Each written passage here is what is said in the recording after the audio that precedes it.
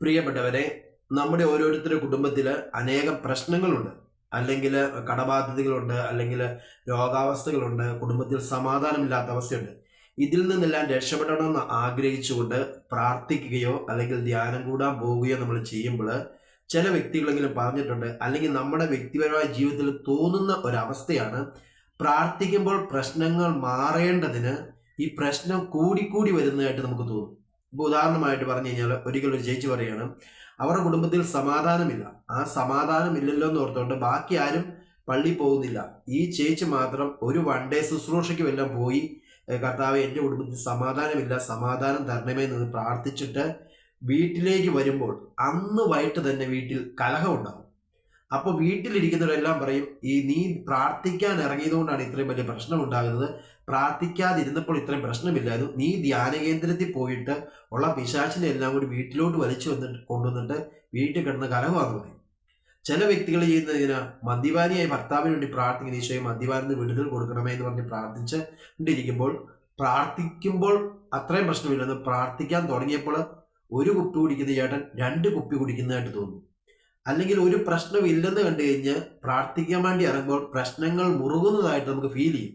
അപ്പോൾ എല്ലാവരും ചെയ്യുന്ന ഒരു കാര്യമാണ്, ആ പ്രാർത്ഥന അങ്ങ് സ്റ്റോപ്പ് ചെയ്യും. അല്ലെങ്കിൽ മറ്റുള്ളവരിലൂടെ അവർ സംസാരിക്കും, നീ പ്രാർത്ഥിക്കാൻ പോയിട്ട് കണ്ടില്ലേ, പ്രാർത്ഥിച്ചിട്ട് എന്നാ കിട്ടി.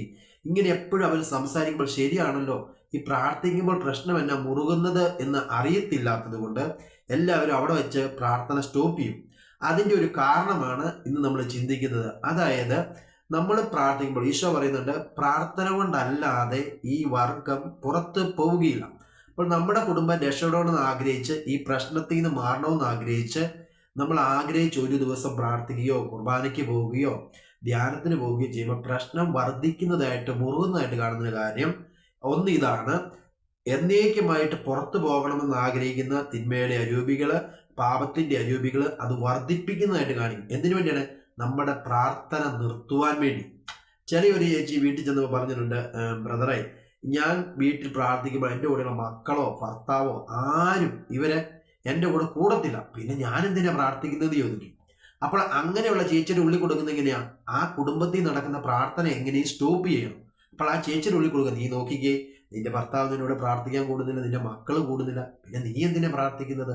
അങ്ങനെ പറഞ്ഞ് ആ പ്രാർത്ഥന സ്റ്റോപ്പ് ചെയ്യാൻ തുടങ്ങിയത്. പക്ഷെ ആ ചേച്ചി പ്രാർത്ഥന തുടർന്നാലോ ആ കുടുംബം രക്ഷപ്പെടും. അപ്പൊ ആ പ്രാർത്ഥന തുടരാതിരിക്കാൻ ചേച്ചിയുടെ ഉള്ളിലേക്ക് ഇങ്ങനെ ചിന്തയിട്ട് കൊടുക്കുകയാണ്, നോക്കിക്കേ, ഭർത്താവ് പ്രാർത്ഥിക്കുന്നില്ല, മക്കള് പ്രാർത്ഥിക്കുന്നില്ല, പിന്നെ നീ മാത്രം ഒറ്റയ്ക്ക് ഇരുന്ന് എന്തിനാ പ്രാർത്ഥിക്കുന്നത്? എന്നിട്ട് പ്രാർത്ഥന സ്റ്റോപ്പ് ചെയ്യാനാണ്. അതുകൊണ്ട് പ്രിയപ്പെട്ടവരെ, നമ്മൾ ഏതെങ്കിലും മേഖലയ്ക്ക് വേണ്ടി പ്രാർത്ഥിക്കുമ്പോൾ സമാധാനമില്ലാത്ത അവസ്ഥയായിരിക്കും, മറ്റു വ്യക്തിയുടെ പാപത്തിന് രക്ഷപ്പെടും. ആ പാപം, ആ തിന്മ മുറുകി വരുന്നതായിട്ട് കാണുമ്പോഴത്തേനും നമ്മൾ പ്രാർത്ഥന ഒരിക്കലും നിർത്തരുത്. ദൈവം നമ്മളെ ഉപേക്ഷിച്ചതിൻ്റെ അടയാളമല്ല, ദൈവം നമ്മുടെ കൂടെ ഇല്ലാത്തതിൻ്റെ അടയാളമല്ല. നമ്മൾ വീണ്ടും പ്രാർത്ഥിച്ചുകൊണ്ടിരിക്കണം. അങ്ങനെ ആദ്യമേ പ്രാർത്ഥിക്കുന്നവരെ ഈ ജീവിതത്തിന്റെ പ്രശ്നങ്ങളും പ്രതിസന്ധികളും ഉയർത്തി അവരെ പ്രാർത്ഥനയിൽ നിന്ന് അകറ്റും. രണ്ടാമതായിട്ട്, കുടുംബം രക്ഷപ്പെടാൻ വേണ്ടി പ്രശ്നത്തിന് വേണ്ടി പ്രാർത്ഥിക്കാൻ വേണ്ടി പോകുന്ന ഒരു വ്യക്തിയെ മറ്റുള്ളവരിലൂടെ സംസാരിക്കും. അതായത് ഈ പ്രാർത്ഥന മുറിച്ചായിരിക്കും മറ്റുള്ളവർ എപ്പോഴും സംസാരിക്കുന്നത്. നീ പ്രാർത്ഥിച്ചിട്ട് എന്നാ കിട്ടി, എപ്പോഴും പ്രാർത്ഥനയാന്ന് പറഞ്ഞ് നടക്കുന്നത്, നിനക്ക് എന്നാ ഉണ്ട്, കണ്ടില്ലേ അവള് ഭയങ്കര പ്രാർത്ഥന, അവളുടെ മക്കൾക്ക് മുഴുവൻ അസുഖമാണ്, എപ്പോഴും അസുഖമാണ്, പ്രാർത്ഥനയാന്ന് പറഞ്ഞ് ഞങ്ങൾക്കൊന്നും അത്രയൊന്നും ഇല്ലല്ലോ നോക്കി. അല്ലെങ്കിൽ നമ്മുടെ ഉള്ളിൽ തന്നെ ചിന്തയും, പ്രാർത്ഥിക്കാൻ പോകുന്ന നമ്മുടെ കുടുംബത്തിൽ പല തടസ്സങ്ങളും പ്രശ്നങ്ങളും ബാക്കി പ്രാർത്ഥിക്കാതെ നടക്കുന്ന ചുമ്മാ നടക്കുന്നവർക്ക് എല്ലാം ഉണ്ട്. ഇങ്ങനെയെല്ലാം കാണിച്ച് നമ്മുടെ പ്രാർത്ഥനയെ മുടക്കുവാൻ വേണ്ടി ലോകത്തിന്റെ അരൂപി ശ്രമിക്കും. അത് മറ്റുള്ളവരോട് സംസാരിക്കും എപ്പോഴും, നീ പ്രാർത്ഥിക്കാൻ പോയിട്ട് എന്നാ കെട്ടിക്കണ്ടില്ല, പ്രാർത്ഥിച്ചിട്ട് നിനക്ക് ഇങ്ങനെയല്ലേ, ഇങ്ങനെ അവസ്ഥയല്ലേ, ഇങ്ങനെയല്ലേ, നിന്റെ മക്കള് കെട്ടിക്കാതെ നിൽക്കുമല്ലോ, നീ പ്രാർത്ഥനയ്ക്ക് മുഴുവൻ ഇറങ്ങിയിട്ട് ഇങ്ങനെ കാണിച്ച് നമ്മൾ എപ്പോഴും പ്രാർത്ഥനയിൽ നിന്ന് അകറ്റും. അതുകൊണ്ട് പ്രിയപ്പെട്ടവരെ, പ്രാർത്ഥിക്കുന്ന എല്ലാവരോടും ഞാൻ പറയാണ്, നിങ്ങളുടെ ജീവിതത്തിൽ നിങ്ങളുടെ പ്രശ്നങ്ങൾ വർദ്ധിക്കുന്നതായിട്ടോ ഒരു പ്രാർത്ഥിക്കുന്ന മേഖല കിട്ടുന്നില്ല എന്ന് കുറേ നാൾ കിട്ടുന്ന നിങ്ങൾ ഈശോയിൽ നിന്ന് പിടിപെടരുത്. വീണ്ടും നിരന്തരം പ്രാർത്ഥിക്കണം. ഇപ്പം നമുക്കറിയാം, പഴയ നിയമത്തിൽ ഇസ്രായേൽ അടിമത്തിൽ നിന്ന് 400 വർഷക്കാലമാണ് അവർ പ്രാർത്ഥിക്കുന്നത്. അപ്പോൾ അവരുടെ തലമുറ എത്രയോ പേര് ദൈവത്തോട് വിളിച്ച് പ്രാർത്ഥിച്ച, കർത്താവ് ഈ അടിമത്തിൽ ഞങ്ങളെ രക്ഷിക്കണമേ. പക്ഷെ അവർ 430 വർഷമാണ് ഈശോ മോശ വഴി രക്ഷിക്കുന്നത്. ചില ചേച്ചികളുണ്ട്, കുടുംബത്തിൽ സമാധാനമില്ലാതെ പ്രാർത്ഥിച്ചു തുടങ്ങിയിട്ട് ചിലപ്പോൾ കുറേ 10-15 വർഷം വരെ പ്രാർത്ഥിക്കുമ്പോഴാണ് ഈശോ ശക്തമായിട്ട് ഇടപെടുന്നത്. അതുകൊണ്ട് ഈശോ ഒരിക്കലും ഇടപെടാതിരിക്കുകയല്ല, അവർ ആ പ്രാർത്ഥന നിർത്താൻ വേണ്ടിയാണ് എപ്പോഴും ലോകാരൂപി കുടുംബാംഗങ്ങളിലൂടെ നമ്മളെ ഇറിറ്റേഷൻ ചെയ്യുന്ന പ്രാർത്ഥിക്കുന്നവരെ എങ്ങനെ മാനസികമായിട്ട് പീഡിപ്പിക്കുക, എന്നിട്ട് പ്രാർത്ഥിക്കുന്നവരുടെ പ്രാർത്ഥന നിർത്തുവാൻ എപ്പോഴും ശ്രദ്ധിക്കും. അതിൽ നിങ്ങൾ ശ്രദ്ധിച്ചോണം.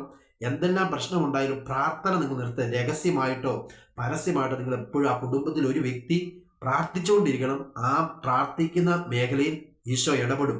നിങ്ങൾ ഒരിക്കലും പ്രാർത്ഥന നിർത്തിയേക്കരുത്. ഇതെല്ലാവർക്കും വരുന്ന അനുഭവമാണ് നമ്മൾ ഈ ആത്മീയ ജീവിതത്തിൽ കടന്നു പോകുമ്പോൾ. അതുകൊണ്ട് ശ്രദ്ധിക്കുക. ഈശോ നമ്മളെല്ലാവരെയും അനുഗ്രഹിക്കട്ടെ. ആമേൻ. God bless U.